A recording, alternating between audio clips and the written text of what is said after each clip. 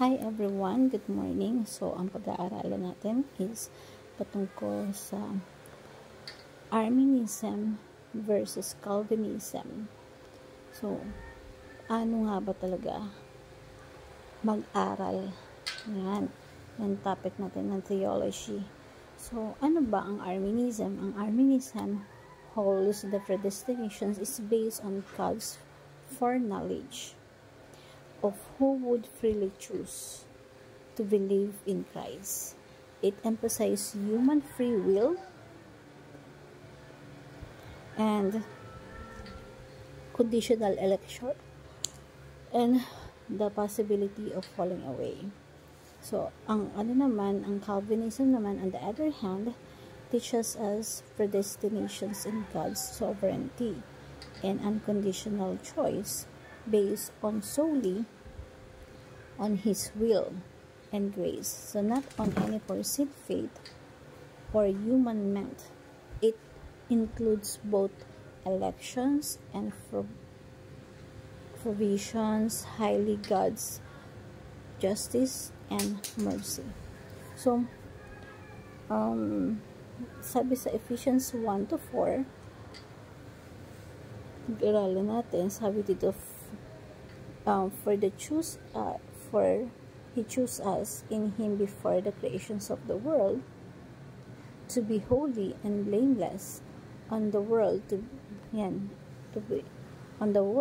be blameless, and in His sight, in love, predestined us for adoptions of the sons through Jesus Christ in accordance with His pleasures and will. So, meron tayong tatlong katuruan. Una, protect the church from the false gospel. Application yan, diba?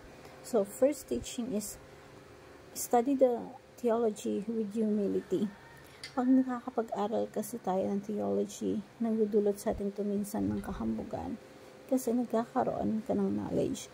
Pero, you have to remind yourself na kailangan may humility. Kasi walang sino man nakakaarok sa knowledge ng ating Panginoon. Pangalawa is, ano ba talaga at sino ba talaga ang Diyos? We have to be humble.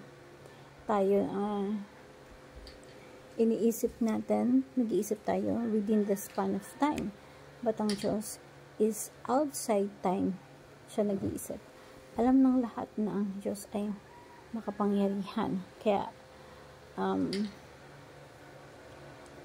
umpisa pa lang, tayo na ipinili ng Diyos.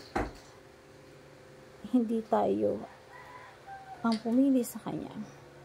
Kailangan aralin natin ang Bible na pinag-aaralan natin siya at kailangan pa rin natin pinapasakop sa Diyos yung pag-aaral natin sa Bible. And study the theology with fellow believers na minsan kailangan pa rin natin yung mga viewpoint ng mga kasama natin sa community patungkol sa pag-aaral.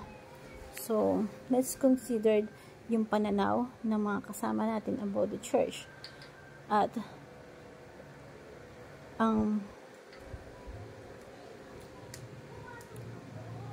dapat may communication pa rin sa ating within community. So, we study theology within the community. Study the Bible as a frame. Ang theology natin ay nade-develop at dapat pinapasakop natin under the Bible. So, wala tayong yung understanding natin dapat andun pa rin under kay God. And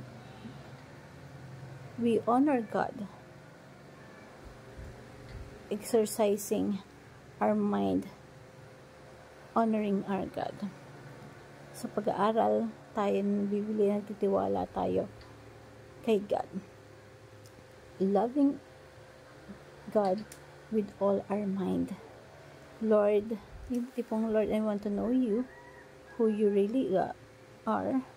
And yung pag-aaral ng Bible ay merong respetuhan, merong pag-ibig. Yung At saka kailangan you have to protect the church from the false gospel.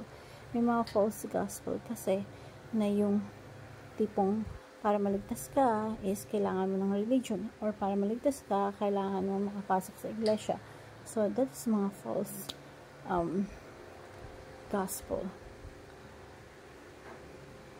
So promote community despite of the differences that we have.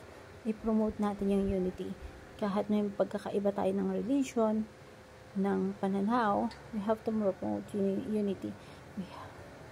And yun nga, sa application sa life natin, kailangan prioritize natin love, respect, and edifications ng bawat isa, and promote unity despite of theological differences. Hope that you learn something. Thank you everyone, and